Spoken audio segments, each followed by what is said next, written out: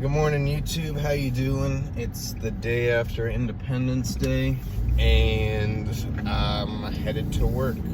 Today I wanted to talk a little bit about, over the weekend, we saw the Elvis Presley movie, and I think it was Sunday, so the 3rd, the day before Independence Day, and overall I think it was a pretty good movie. I think originally I was, I didn't, going into it, I didn't know a whole lot about Elvis. I wasn't a huge Elvis Presley fan, but he's a very respectable musician, and I didn't know a whole lot about him. And the trailer was very interesting. It kind of reminded me of when they did the Freddie Mercury movie with that one guy who is escaping me, but was also in a lot of other things. Rami Malek, yeah.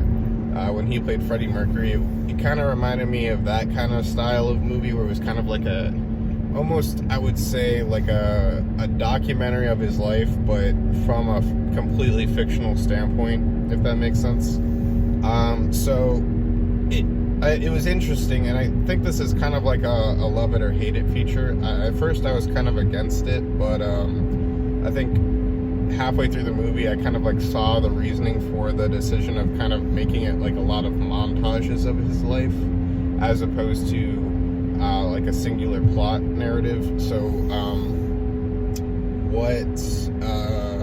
I guess in most movies, there's a goal at the end and you're trying to work towards this climactic goal, and usually that's kind of hinted at the beginning of the movie or the story.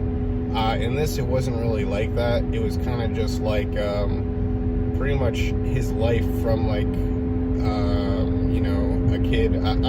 There might be spoilers, so I don't really know what you would consider a spoiler, but if you want to watch it yourself, I guess watch it first and then watch this. But pretty much the beginning is him, well, the whole thing revolves around his managers kind of very involved in the story, and I didn't really know that at all before watching the movie. So his manager, who's played by Tom Hanks, is pretty much this controlling influence in his life that causes him, he kind of controls what Elvis can and can't do in a way, legally. And as a kid, Elvis, his father went to prison for something. And so he grew up in these African-American communities. And so he was influenced a lot by African-American music, like gospel, and just some kind of blues that they would sing. And so there was this big plot point in the movie, and I guess, in history, where Elvis would dance sort of how I describe,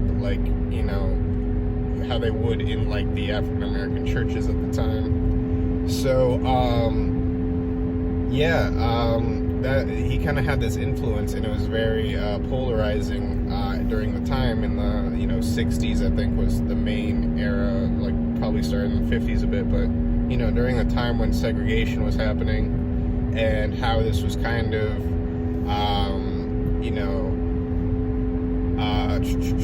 kind of the emotional, should Elvis continue to follow his heart and do his own style, which is kind of this fusion of his own thing with African American roots, this rock and roll kind of thing. And so they really emphasized that. They did talk a lot about how he was a heartthrob, but he seems, for at least the first part of his career, kind of he seemed a little bit too, I guess it's a natural way to kind of cope with the situation, but he seemed kind of a little bit I can't find a better word for ignorant about what the effect he had on how many people actually did like him. I could be wrong, but that's just how I'm remembering it at this time, where I don't have anything prepared to say. But I'm not trying to say that he's an ignorant person. I think it was a good movie. I recommend seeing it. I really liked especially how they were weaving in his music into a lot of the plots. So certain plots, I can't really think of a whole lot off the top of my head, but I guess you'll have to watch it and see for yourself. There's a lot of scenes where the music really complements what's going on in the plot, and I think they did a good job of like weaving those motifs in, and like especially like I want to say like Suspicious Love, when he's kissing all the like women in the stands, or I don't know if that was the scene or if he's suspicious of the intents of the manager. It's, you know, that's why I don't really remember the context of a lot of them. I just remember they were kind of interwoven a lot, and it was well done from that perspective. Let's see. Yeah, I think that's like a lot of my favorite stuff about the movie. Yeah, I don't really have a whole lot else to say.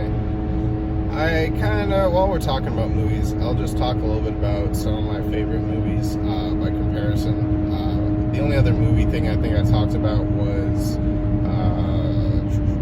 the Hollywood thing with Tarantino. And I remember I didn't really like it that much, and I was saying that in this car ride. And this video, I guess, is going to be a little bit more positive of movie reviews, so movies that I do enjoy. So Elvis was a good movie. I wouldn't say it's my favorite movie. I think my favorite movies, which is interesting to think about, are yeah, I think this is the right exit. Sorry, I kind of forgot where I was driving. My favorite movies, I think, are probably like Miracle and Cool Runnings, which is interesting because Miracle and Cool Runnings are like sports movies, and I feel like I'm not like a huge sports guy. But I think the reason it's also interesting, they're both Winter Olympic movies, and I don't watch the Olympics very often either.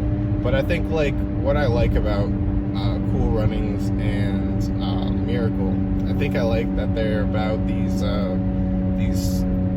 you know, teams that are starting off as you know, either rivals or enemies, and they're coming together as friends, and not just friends like teammates, or not just teammates, friends, I don't know, one of those two. And I feel like I shouldn't really talk too much about this because I feel like I should make other movies that do it more justice. But I think just like overall those movies have been some of my favorite movies that I've seen.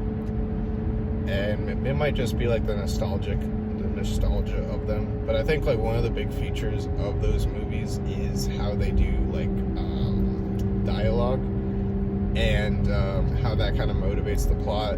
I also like, you know, it doesn't rely on, I think it's a good movie. I don't know, like I think a lot of movies these days rely on like violence to kind of drive tension, and I kind of think that that's kind of like boring. I don't know, it just feels very stale to use like fight scenes that like are just there to be fight scenes and to like show off CGI. I think that's a bit boring. And I just think that like a lot of movies do that. I also don't like it when they do like fight scenes where like many people are getting killed and like it's not really like that impactful realistically. I don't know. Because I think that, you know, that's like, I guess I just don't really like it when the characters are like super powerful and invincible. And so I like how the plot is kind of driven by, you know, different characters wanting different things in Miracle and Cool Runnings. Like it kind of shows more humanity behind the characters in a way that doesn't really resort to it having to be about life or death stakes. So they're like kind of feel-good movies. They're sad movies.